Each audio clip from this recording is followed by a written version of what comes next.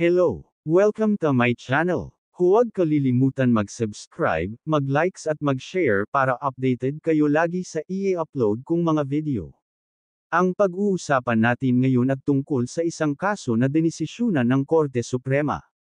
Pinawalang bisa ng Korte Suprema ang kasunduan sa litigation financing sa pagitan ng seafarer at consultancy firm. Binawi ng Korte Suprema ang kontrata dahil sa pagiging lubhang disadvantageous sa seafarer. Pinawalang bisa ng Korte Suprema ang isang litigation financing agreement sa pagitan ng isang marino at isang consultancy firm dahil sa pagiging lubhang disadvantageous sa seafarer. Sa desisyon na isinulat ni Associate Justice Joseph Lopez, itinanggi ng ikalawang dibisyon ng Korte Suprema ang petition for review sa certiorari na inihain ng RODCO Consultancy and Maritime Services Corporation, RODCO. Binatikos ng petisyon ang mga desisyon ng Court of Appeals na binaligtad ang ginawang danyos ng Regional Trial Court pabor sa RODCO. Si Flozerfino Ross Flozerfino, isang repatriated seafarer, ay humingi ng tulong sa RODCO, isang consultancy at professional services firm, sa paghahain ng claim laban sa kanyang lokal na manning agency, dayuhang may-ari ng barko, at kumpanya ng insurance. Kaya naman nagsagawa si Flozerfino ng Special Power of Attorney, SPA, na nagpapahintulot sa RODCO na kumatawan sa kanyang mga paghahabol. Sinabi rin ng SPA na hindi maaaring pumirma si Flozerfino ng anumang dokumento o makipag-ayos para sa pag-areglo para sa anumang halaga ng hindi kumukonsulta o nakakuha ng paunang pag-aproba ng RODCO. Nagsagawa rin siya ng Affidavit of Undertaking na nagsasaad na ang RODCO ay kanyang eksklusibo at kinikilalang Pioneer Seaman Claims Consultancy Office sa reklamong inihain niya laban sa United Philippine Lines, Inc., et al., sa National Labor Relations Commission. Nakasaad din sa affidavit na obligado si Flozerfino, nang walang anumang pangangailangan, na i-turn over ang bahagi ng mga nalikom sa mga claim sa pera pabor sa RODCO. Ang lahat ng mga tuntunin at kondisyon sa mga naunang dokumento ay isinama sa Irrevocable Memorandum of Agreement na isinagawa ni Flozerfino at ng kanyang asawa, si Antonia Ross. Ayon sa RODCO, matapos matagumpay na makolekta ang money claim ni Flozerfino, nagbigay siya ng 2 tseke sa pabor ng RODCO sa halagang 300,000 pesos at 740,800 pesos, ayon sa pagkakabanggit. Gayunpaman, ang mga tseke ay hindi pinarangalan ng iharap sa Drawi Bank. Gayunpaman, sinabi ni Flozerfino na hiniling sa kanya ng RODCO na mag-issue ng 2 blanko na tseke, na ang mga detalye ay hindi umano ipinaalam sa kanya habang ang mga opisyal ng RODCO ay kumustodya sa pagbabayad ng garantiya. Dagdag pa, nang malaman niya na 35% ng aktwal na monetary award ang ibibigay sa RODCO, humingi siya ng mas mahabang panahon para pag-isipan ang kasunduan. Nagpadala ang RODCO ng ilang mga demand letter kina Flozerfino at Antonia upang ayusin ang kanilang mga obligasyon. Nang nanatiling hindi pinansin ang mga kahilingan, nagsampa ang RODCO sa RTC ng reklamo para sa halaga ng pera at danyos laban sa mag-asawa.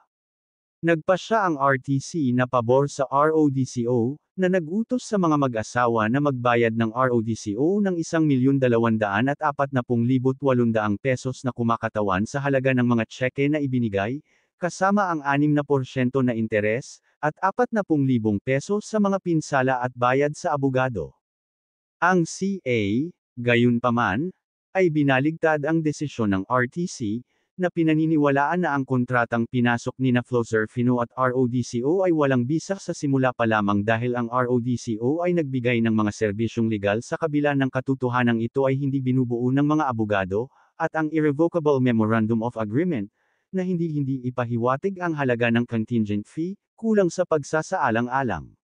Sa pagresolba sa kasalukuyang petisyon, sinuri ng korte ang kontrata sa pagitan ng Flozerfino at RODCO at nalaman na mayroon itong mga tampok ng paglilitis sa pagtustos ng isang ikatlong partido. Gaya ng dati ng ginanap noong 2009 na kaso ng Nocom vs. Camerino, isang kontrata sa pagitan ng isang estranghero at isang partido sa isang demanda, kung saan ang estranghero ay naghahabol sa paghahabol ng partido bilang pagsasaalang-alang sa pagtanggap ng bahagi o alinman sa mga nalikom na nakuha sa ilalim ng paghatol, bilang pagsasaalang-alang ng pagtanggap, kung matagumpay, isang bahagi ng mga nalikom ay isang champertus contract. Sa ilalim ng Code of Professional Responsibility and Accountability, CPRA, ang mga champertus na kontrata sa pagitan ng mga abogado at kanilang mga kliyente ay ipinagbabawal dahil sa pagiging labag sa pampublikong patakaran. Habang ang kahulugan ng isang champertus na kontrata sa ilalim ng CPRA ay lumilitaw na pinag-iisipan ng isang kasunduan sa pagitan ng isang abogado at isang partido, ang korte ay gayunpaman ay hindi pinipigilan na kilalanin na ang kasunduan ng mga partido sa kasalukuyang kaso ay katulad ng isang champertus na kontrata. Ang korte sa maraming kaso ay pinawalang bisa ang mga champertus na kontrata dahil sa pagiging salungat sa pampublikong patakaran. Gayunpaman, ang mga kasong ito ay hindi pinawalang bisa lamang dahil ang pagsasaayos ay nagsasangkot ng interbensyon ng isang estranghero sa pagpopondo sa paglilitis ng isang kaso. Sa halip, isinaalang-alang ng korte ang katotohanan na ang mga pagsasaayos ay lubhang nakapipinsala sa mga litigan, kaya lumalabag sa tungkulin ng katiwala ng mga tagapayo na kasangkot sa kani-kanilang mga kliyente. Sa kasalukuyang kaso, napag-alaman ng korte na walang interes si RODCO sa monetary claim ni Flosefino laban sa kanyang mga dating employer, ngunit sumang-ayon itong tustusan ang mga gastos na kailangan para ituloy ang paglilitis nito kapalit ng pangakong ibabalik at isang bahagi ng mga nalikom ng kanyang paghahabol. Ipinagpalagay ng korte na ang intensyon ng RODCO ay pangunahing kumita mula sa paglilitis ng kaso ni Flosefino bilang ebidensya ng mga tuntunin ng Irrevocable Memorandum of Agreement at ng mga sumusuportang dokumento. Kaya, ang pag-aayos ng litigation financing sa pagitan ng Flosefino at RODCO ay ipinagbabawal para sa pagiging katulad ng isang champertus na kontrata. Napakahirap para kay Flosefino dahil walang tiyak na kasunduan sa halagang ibibigay sa RODCO, kung sakaling matagumpay na mag-claim laban sa employer, upang matugunan ang kanyang obligasyon kapalit ng consultancy service, na ibinigay ng RODCO. Dito, mayroong labis na pananalapi ng isang third party na may superior bargaining position sa kaso ng isang financially pressed litigant, idinagdag ng korte, dahil napagpasyahan nito na hindi mabawi ng RODCO ang kanyang monetary claim laban kina Flosefino at Antonia.